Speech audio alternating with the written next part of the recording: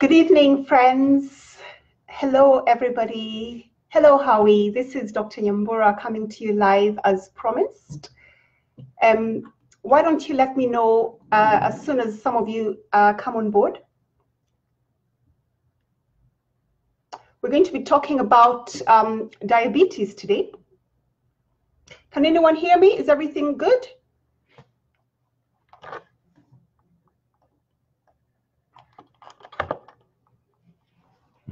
How's the sound? How's the picture?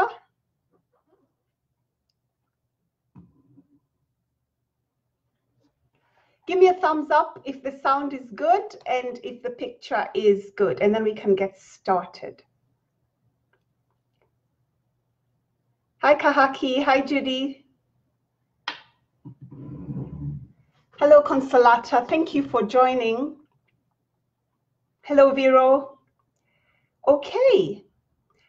So I'm going to just crack on. I'm going to get started because I'm hoping to have a pretty short broadcast today because I know I tend to talk for too long. But diabetes is an enormous topic. I could talk about it for days on end. But for the purposes of this live broadcast, let's keep it, I'll keep it tight and I'll keep it short. And what I thought I would do would be to discuss it in a series of questions. And these are questions that people have asked me or questions that have been going through my head as I've been thinking about just how wrong I've been about diabetes as a medical doctor.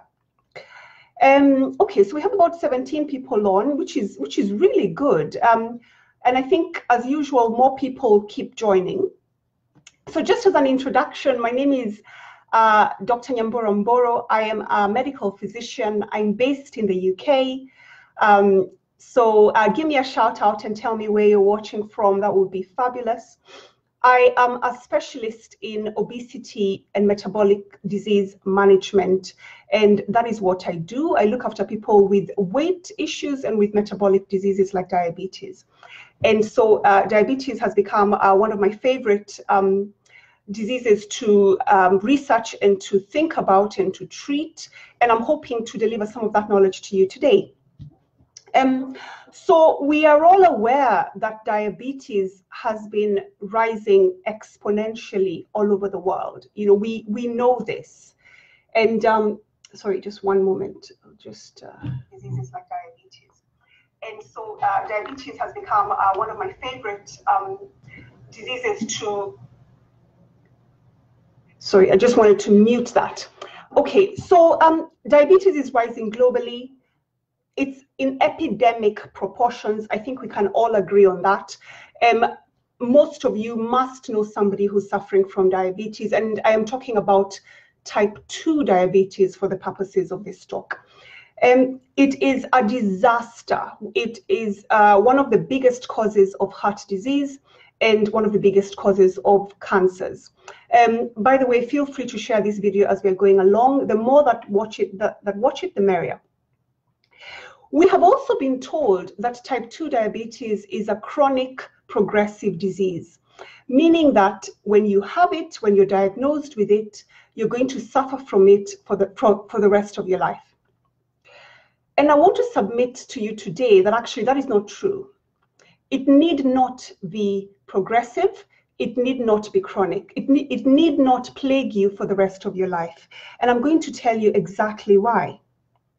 And submit an alternative approach to this epidemic that's in line with the obesity epidemic. I have said it many times for those of you who follow me on Facebook that dietary diseases must have dietary solutions. And therefore, I wanted to talk about diabetes as a prime example of how badly things go when we use a drug approach to treat a dietary disease. The NHS is spending £14 billion a year to treat diabetes and complications of diabetes.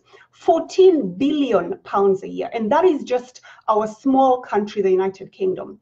Goodness knows what those numbers are in the United States, in China, in India, and in the rest of the world. This disease is a disaster. So the first question is this, because I had said earlier, I'm going to do this in question format. And I have 6 questions to ask you. The first question is this: what is the difference between type 1 and type 2 diabetes? Type 1 diabetes is diabetes just as much as type 2 diabetes is diabetes. So that's the first thing. Both of these diabetes are characterized by high blood sugar. I said characterized, I did not say caused. Both of them have high blood sugar as a symptom. But the cause of type 1 diabetes is an autoimmune condition. And what that means is that the body, for one reason or another, it's not fully understood, attacks itself. And in this case, it attacks the cells in the gland called the pancreas that produce insulin. And so these children and young adults eventually develop, eventually have very, very low levels of insulin, and certainly not enough to sustain life. So that's type 1 diabetes. What is type 2 diabetes? Type 2 diabetes is a dietary diabetes. It is a dietary disease. It is still characterized by high blood sugar, but it is caused by the body's inability to handle a glucose load coming into the body. So in other words, type 2 diabetes is a disease of carbohydrate intolerance. The body cannot handle any blood sugar coming in from outside. Blood sugar can be created in other ways in the body. If you're stressed out, your blood sugar will go high. If you're taking, let's say, steroids, your blood sugar will go high, but that is a temporary issue. The true type 2 diabetes is a dietary disease, and it's carbohydrate intolerance. And we'll talk about this in a bit more detail. So as far as I'm concerned, when I was training as a medical student, I was told that diabetes is diabetes, and that the way you manage diabetes, and the word used was manage, not cure. The way to manage diabetes is to tightly control the blood sugar by any means necessary, whether that is drugs or insulin or a combination of both. But the focus was on controlling blood sugar. So that's the first question. The second question is, what is the treatment for both of these types of diabetes? And remember that there are lots of other types of diabetes. There are lots of overlap syndromes. Even within type 2 diabetes, there are other polymorphisms or other types. But I'm talking about what the vast majority of us are suffering from, what is causing the vast epidemic. I'm talking about type 2 diabetes. So how do you treat type 1 diabetes? Remember, we said that type 1 diabetes is a disease of a lack of insulin, and therefore the treatment, it makes sense to treat type 1 diabetes. You must give them insulin in order to keep them alive. No one has an issue with that. We all agree on that, because type 1 diabetes is a disease of lack of insulin or insufficient insulin. But what about type 2 diabetes? Type 2 diabetes is not a condition of a lack of insulin. In fact, most people have very high insulin levels in type 2 diabetes. Type 2 diabetes is a disease of insulin resistance, not deficiency. I'll say it again, it's a disease of insulin resistance. And what this means is that your body is no longer able to respond to the amount of insulin around. In my previous videos and in my last one when I discussed ketogenic diets, I talked about the fact that, about how insulin works. And to summarize, insulin is a hormone that is released in response to meals, particularly carbohydrate-loaded meals. And what it does is it escorts glucose into the cell. But if you have a high amount of insulin, then what happens is that the body eventually becomes resistant to its actions. Why does it do that? It does that because the cell gets full of glucose, and it gets bigger and bigger and bigger. And insulin converts all that excess glucose into fat. And now you have a very fat, very wide, full to the brim cell. And therefore, what that cell does is that it says to the body, I am not going to accept any more glucose. In other words, I am not going to accept the actions of any more insulin. The cell and the tissues become resistant to insulin to protect them from getting in too much energy. And this is what characterizes type 2 diabetes. If the insulin can no longer shunt the glucose into the cell, then what happens is the pancreas has to produce more and more insulin to shunt as much glucose as possible out of the blood and into the cell. But this creates more insulin resistance, and it's a self-defeating and a self-perpetuating cycle. So type 1 diabetes is a disease of very low insulin levels. Type 2 diabetes is a disease of very high insulin levels. These are opposite problems. Opposite problems. So how is it that we have managed to end up giving opposite problems similar drug solutions? Let's think about that. Think about this. The blood sugar is a symptom of diabetes. It is not the cause of diabetes. It's not the root cause, the underlying cause. The blood sugar is simply a symptom. Think about this analogy. If a plane is to crash, and I asked you, why did the plane crash? And you would say to me, well, it crashed because of gravity. Well, yes, obviously it crashed because of gravity, but what was the root cause? A better answer would be pilot error, mechanical failure, anything else. But you wouldn't tell me, oh, it crashed because of gravity. Well, it's the same thing with diabetes. Diabetes is not because of high blood sugar. High blood sugar is the inevitable consequence of insulin resistance. And therefore, the focus must be on controlling insulin resistance and not solely controlling the glucose. Question 3. When does one become diabetic? And this is one I'm going to spend a little bit of time on, because when you go to the doctor and they do a blood test and they prick your finger and they tell you that you're diabetic, is that the beginning of your diabetes diagnosis? Or where are we? Does that mean that your diabetes started that day or that week or maybe that year? Well, hear me out. So diabetes does not develop overnight. It develops over many, many years. And by the time most diabetes has been diagnosed by your doctor, you have probably had it for 10, even 20 years, many, many years. But you'll tell me, well, no, I haven't, because when my doctor checked me 3 years ago, my blood sugar was normal. Aha. This is what happens when we are chasing the wrong thing. I have just told you that blood sugar is a symptom of diabetes. It is not the cause. So this is how diabetes develops. We have been advised to eat a diet very, very high in carbohydrates, haven't we? So the dietary guidelines tell us to base our food on starch. We're also eating far more processed foods than ever before, and we're eating an enormous amount of sugar because we have been told that we should be eating less fat and more carbohydrates. Inevitably, all carbohydrates become glucose, which is sugar. So you start eating a lot of carbohydrates, and to start with, your body actually has enough insulin on board to cope with that sugar. But what happens over the coming years?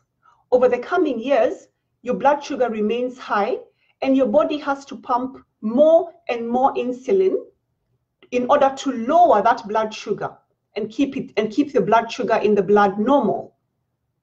So if you want to test for diabetes at this stage, even though the insulin levels are rising, indicating that there's a problem, your blood sugars remain normal.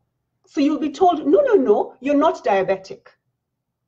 But look what's happening here. The insulin levels continue to rise in response to the high blood sugar because you've not changed your diet, you've not changed your lifestyle.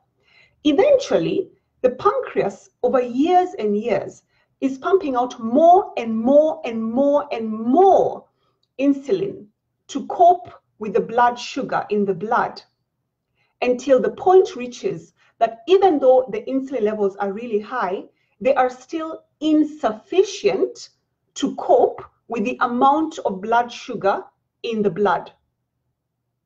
And at this point, if you are to be tested by your doctor, then you will be told that you're pre-diabetic or diabetic at that point. But can you see how many years of high insulin your body has coped with? Our bodies are incredible. They have enormous compensatory mechanisms.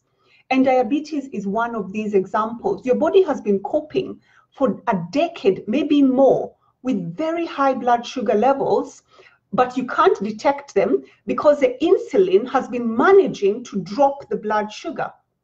But it gets to a point where it cannot do that anymore, and your blood sugar rises and continues to rise in spite of high insulin levels. So in other words, type 2 diabetes is a state of high blood sugar and high insulin levels. Both, and both are important because both are toxic. High blood sugar is very toxic and very dangerous, but so is high blood insulin. That is very toxic and very dangerous too. So that is how diabetes develops. And this is a great tragedy because when someone is pre-diabetic, like I mentioned earlier, and the doctor said, hiya, you know what, your blood sugar is reading quite high, but it's just slightly higher than normal. Can you go home and make sure you keep an eye on your diet? And the dietary advice at that stage is eat less and move more. And eat what? Well, eat the normal diet, a diet based on starch. It's the same thing in the UK, it's the same thing in the US, and the dietary advice is the same in Kenya. I recently discovered 2 months ago that they're telling diabetic patients to eat a starch-based diet. Yet you can understand that because type 2 diabetes is a disease of carbohydrate intolerance, meaning your body cannot cope with carbohydrates, you're being told by a healthcare professional to go home and continue eating the same way. I mean, you are inevitably going to become a full-blown diabetic. And in fact, if you're a doctor like me, I don't even talk about pre-diabetes, diabetes. I just talk about diabetes. It's just a spectrum. But whether you're early or whether you're late, you're still diabetic. And the problem is still very high levels of insulin and very high levels of blood sugar. Both are causing the problems. So this is what I'll say about this question, when do we become diabetic? My answer is diabetes does not start when you're diagnosed. It starts much, much earlier on when you start becoming resistant to the effects of insulin. And that could be up to 10 years. Question 4. If type 2 diabetics have lots of insulin, and in fact, too much insulin, why are we treating them with insulin? If type 2 diabetics have a problem of insulin resistance because of very high, years and years of very high insulin levels, how does it make sense that the treatment is insulin? This has happened because we've been focusing on the glucose alone and not the root cause. Remember, I said that the glucose is a symptom, but the root cause is insulin resistance due to high insulin levels. But if you're only focusing on the blood sugar, then all you will be hell-bent on doing is dropping that blood sugar by any means necessary, even though that means giving someone who does not need insulin, who is not deficient in insulin, giving them insulin. Because what you see is the blood sugar dropping and you feel good and you say, yes, I've made this person better. But have you? You haven't, you've made them worse. Think about what diabetes drugs do. These are the drugs, not the insulin. There are many, many, many diabetes drugs, and every year there's a new one. In fact, I can't cope with how many drugs there are. But the ones that I know do one of several things. They either prevent the absorption of excess carbohydrates or glucose in the bloodstream, so they prevent absorption. Excuse me. Some other drugs make you pee more glucose, so they make you urinate glucose, so it gets out of the body. Other drugs push more and more glucose into the cells forcefully.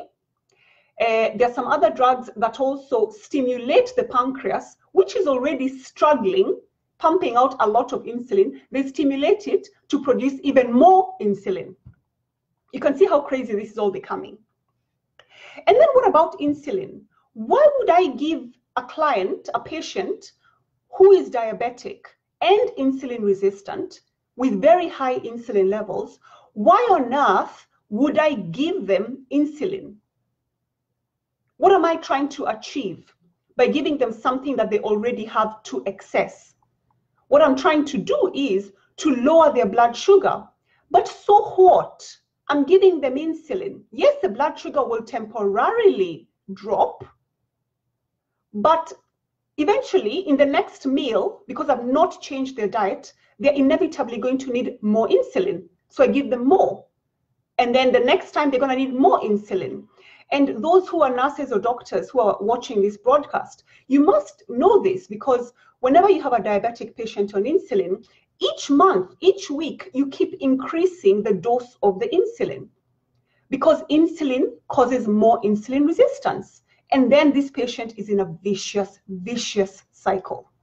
So what do you do? Why on earth are we giving? I mean, what do you do with an alcoholic? Alcoholics need more and more alcohol to keep steady. If I was to ask you, what is the treatment for alcoholism? Is it more alcohol? Of course not. You wouldn't give an alcoholic more alcohol. Alcohol is a problem. What about antibiotic resistance, which is very common these days? So if you're resistant to amoxicillin, will I give you more amoxicillin? Of course not.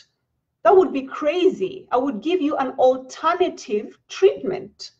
You do not treat a condition with the very thing that is contributing and causing that condition. That doesn't make any sense. Yet, that is what is happening as we speak in every hospital all over the world. We're giving people who have very high levels of insulin, type 2 diabetics, we're giving them more insulin and making them sicker and fatter. Which brings me to my next question, my fifth question.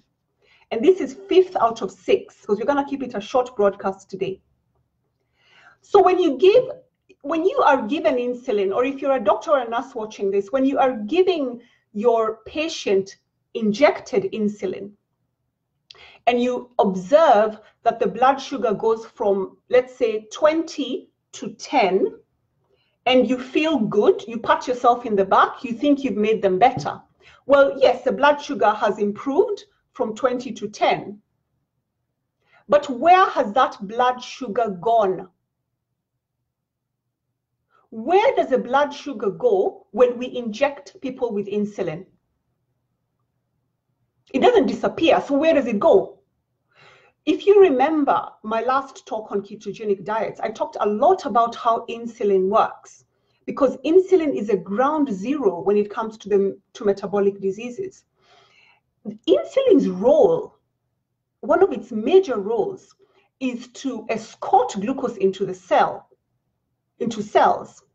And once it removes that blood glucose from the bloodstream into cells, it will keep doing that for as long as possible.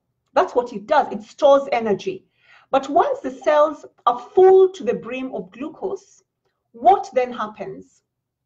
That glucose is converted into fat under the influence of insulin. So insulin itself converts that extra glucose into fat. So in other words, insulin makes you fat because it converts any excess sugar into fat directly in the cell. That is what insulin does. So when you are injecting your own insulin, or you're giving a patient insulin, you're making them fatter. That is where the blood sugar is going. And why are you doing that? Why are you trying to increase the size of an already full fat cell? Remember, these patients are resistant to the actions of insulin because the fat cells are full, are bursting. And then you do what? You give them more insulin to push more fat into the cells and make them sicker. Because that's what you're doing. We're making people sicker. We're making them more and more insulin resistant by treating them with the very thing that's making them sick. So that's where the sugar goes. When you give someone insulin, the sugar gets converted into fat. Every single person who goes on insulin injection puts on weight, no exceptions. And this includes the type 1 diabetics. And there's a condition called double diabetes. Because remember, I talked about the fact that type 1 diabetics are born with an insulin lack. They don't have enough insulin. So they're given insulin. But because of this desire to control blood sugars as tightly as humanly possible, we are intensively treating type 1 diabetics with a lot of insulin. And what will happen? They will also become insulin resistant. And they'll become very fat. And they'll become very sick. Yes, they absolutely need insulin, type 1 diabetics. But are we overdoing it? Are we being overzealous? Are we being excessively heavy-handed?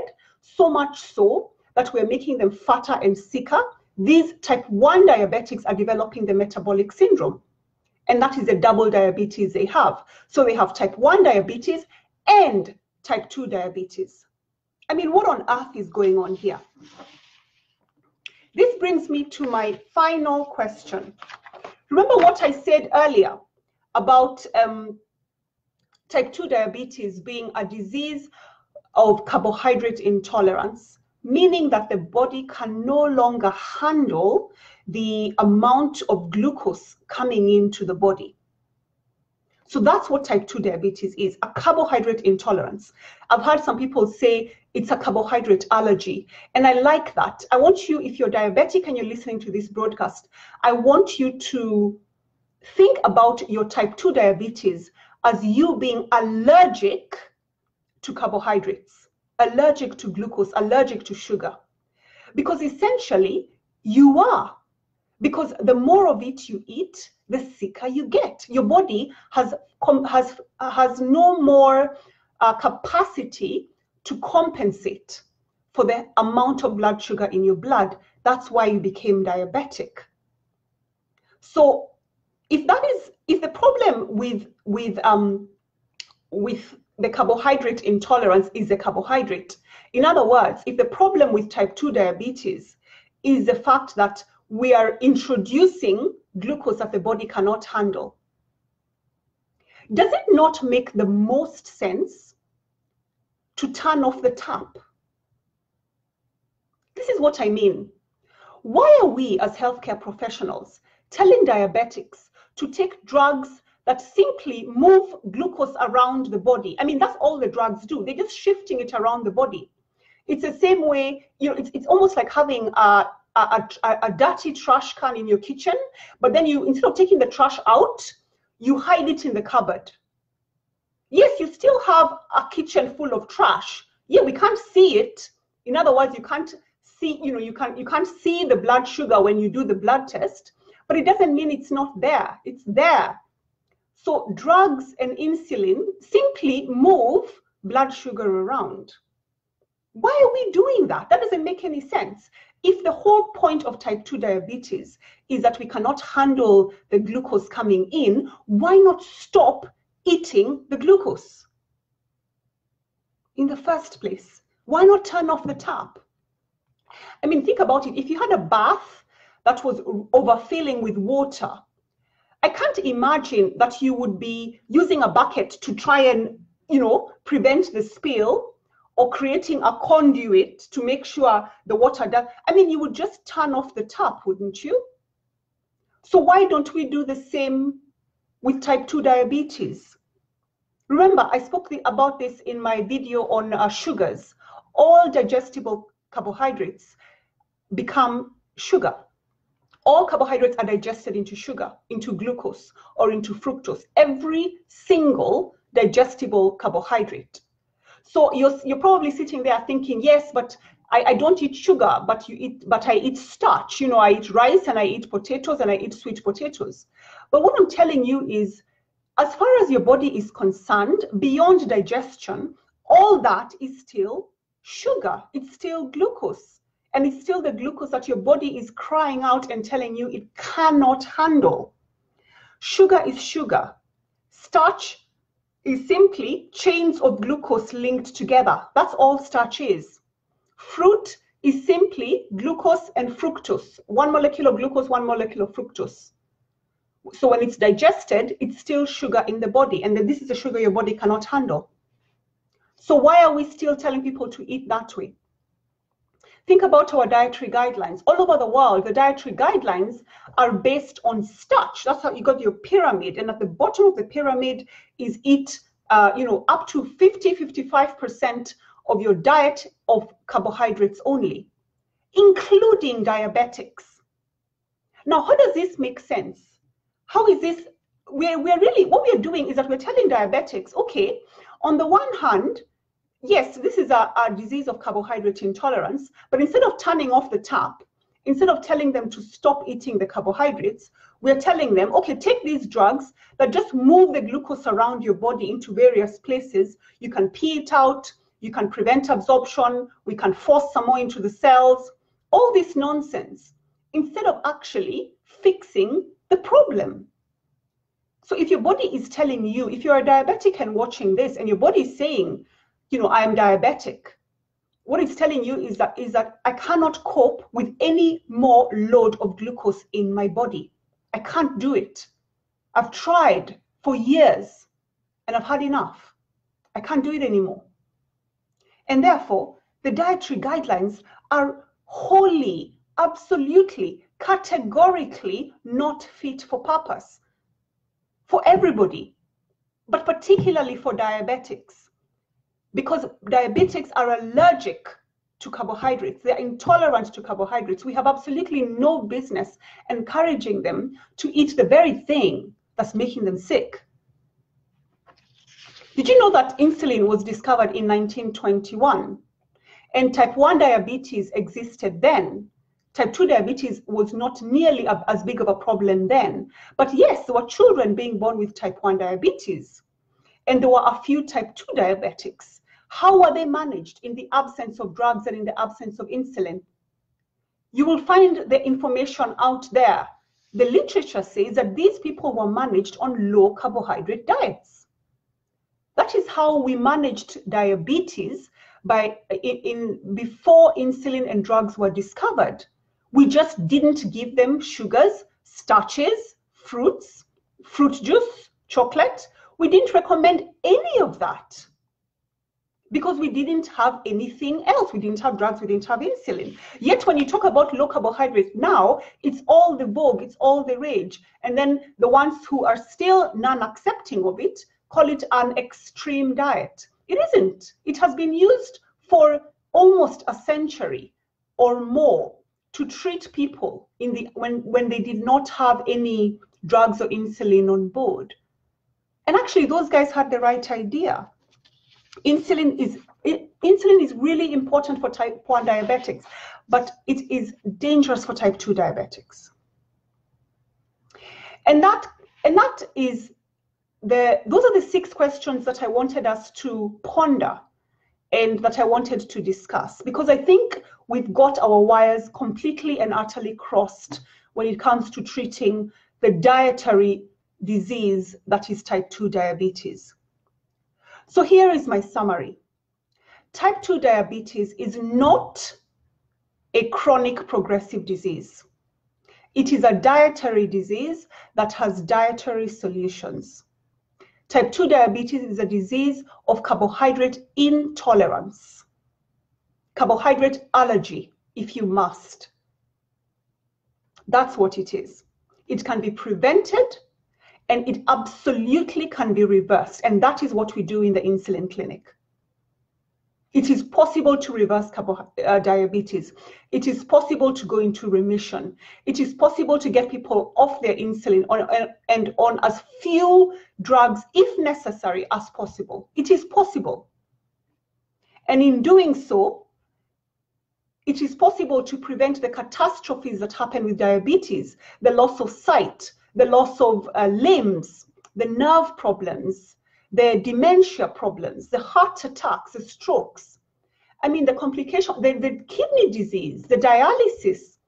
We can prevent all of that as soon as we can understand that type 2 diabetes is a dietary disease of carbohydrate intolerance. As soon as we understand that, then the treatment will follow naturally. And we will not be chasing the glucose. We will be making sure, as well as controlling the glucose with our food, we are also controlling the insulin, because both are toxic. Diabetic drugs do not cure diabetes. Not a single one of them cures diabetes. They are there to manage the blood sugar for as long as possible until you inevitably need insulin. And now, from what I've discussed, you know what's going to happen to you when you get on insulin. Insulin makes people sicker and it kills them faster, particularly in type 2 diabetes. And in type 1 diabetes, if you're overzealous with the insulin, if you're overdoing things, if you're giving people too much insulin, you're making them sicker, you're making them fatter, and you're killing them faster. Dietary diseases must have dietary solutions first. And the thing to remember about type 2 diabetes is that, as well as chasing the blood sugar, remember that the blood sugar is simply a symptom. It is not the cause. The cause is insulin resistance. And therefore, the treatment has to be lowering insulin resistance, reversing insulin resistance. And that starts with the diet. So if your body is telling you, I can no longer accept any more carbohydrates, then don't eat them. That is my opinion. And this is what I have seen happening time and time again. People are getting better, diabetics are getting better as soon as they start realizing that this is a disease of carbohydrate intolerance. So to summarize, the second summary, what I have discussed today is my understanding and my experience and my knowledge of the fact that we've been treating diabetes all wrong because of our poor understanding of what type 2 diabetes actually is. What I have described is what my understanding is and how we can get people better by managing the diet rather than focusing on drugs. Drugs are absolutely important, particularly if, let's say, you went to the hospital and you were really, really sick and your blood sugars were through the roof. Of course, then I would give you drugs in that situation as a bridge until we can address the diet and address your lifestyle. Drugs are very, very important in the short term, initially, but there is no way I'm going to accept diabetes being a disease in which you have to take drugs for the rest of your life. I will not accept that. Type 2 diabetes is a dietary disease. I think if I had the power, I would completely throw away and abandon and bin the current dietary guidelines. I don't think they're fit for purpose. And scaringly, considering 1 in 3 of us will be diabetic by 2050, there's a lot of people walking around there who are diabetic and don't even know it. And they are unfortunately still following the dietary guidelines. And it's making them sicker and making them fatter. And it's only a matter of time until they're diagnosed. So I would completely do away with the current dietary guidelines. We cannot be telling diabetics to eat a starch-based diet. That is crazy, criminal. Low carbohydrate diets have been used for years. It is not a new thing. All these news articles and all the media frenzy around low carbohydrate diets, who knows where that came from? Perhaps they're rattled, because doctors like me have decided that actually the best way to treat people diabetic patients is to get them off their carbohydrates. At least try that first. Try that first, because that's the actual problem, and then see how they do. And in my experience, they do incredibly, exquisitely well without any side effects.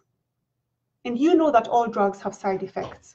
So that is my, I'm sorry I was quite passionate, but I feel very, very strongly about the fact that we're treating diabetics badly, the fact that we are advising them poorly with regard to their nutrition. I think we need to change. And when I say we, I say me as in healthcare practitioners. But I also think, and the reason I do these videos is to empower you as a potential patient so that you know what's going on with your body. And you can be able to challenge your doctor and say, well, this is what I've heard. Why do you think insulin is good for me? Why can't we do this instead? And remember, and I've said this all the time, you do not want to be doing this alone. You want, particularly if you're diabetic, you want to be managed by a doctor like myself or any others who know exactly what to do, who can monitor you. So you don't want to be just embarking on a low carbohydrate diet as a diabetic without medical supervision. That would be dangerous. That would be stupid. You want to be looked after by someone who knows what they're doing so that we can make sure your blood sugars don't crash. In my experience, we've been able to get people off their insulin in a matter of days. And then we leave them on fewer and fewer and fewer tablets as the months go on.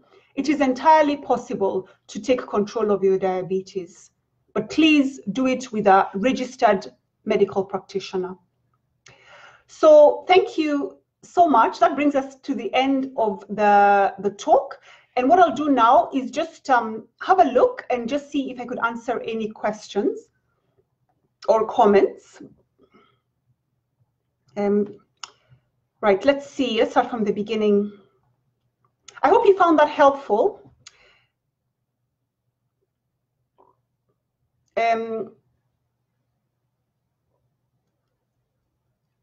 Yes, Consolata is asking, does it mean I go off carbohydrates completely? Well, you need to, if you're diabetic, you need to do this with a physician. You have to do it gradually. You have to do it safely, which is why I'm saying it has to be done in a supervised environment. But yes, carbohydrates, like I've said time and time again, are absolutely not essential for life. You have essential fats and you have essential proteins. There is no such thing as an essential carbohydrate. There just isn't. Your body can manufacture any glucose it requires from scratch. It doesn't need you to consume glucose. Diet, diet, diet. Exactly, Faith. Diet must be emphasized even when prescribing medications. Exactly. The Magic Pill. Yes, I watched that too on Netflix. It was brilliant. Although they were very heavy on the vegetarian or vegan movement, but I completely agreed with them.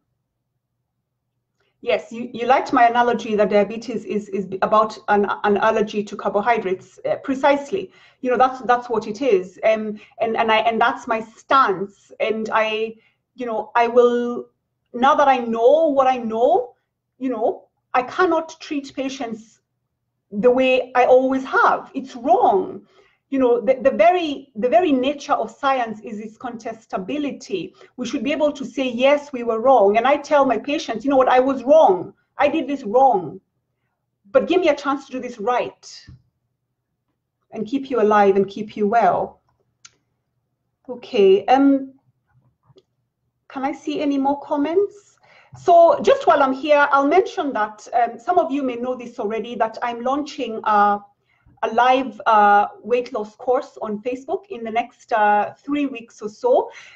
More than 100 of you have joined the newsletter so that you can be the first to get the promotional offer. I'm very excited about this. A lot of people have asked me to do this. I'll be launching it live on Facebook in a secret group in about 3 weeks' time. So if you want to lose weight with me, if you want to get healthy, if you want to continue talking about these issues and how everything we have been taught about nutrition is actually wrong, then join the course. Drop me a message, drop me a line. I'll put the link to the newsletter somewhere in the comments. Join the newsletter, and we're going to be launching in 3 weeks. And I can't wait to share what I know with you. So I will continue to answer questions. offline. So I just wanted to thank you so much for your time. I really don't take it for granted. I appreciate you listening to me. And once again, thank you, Faith Anyango Richard, for the platform. Take care.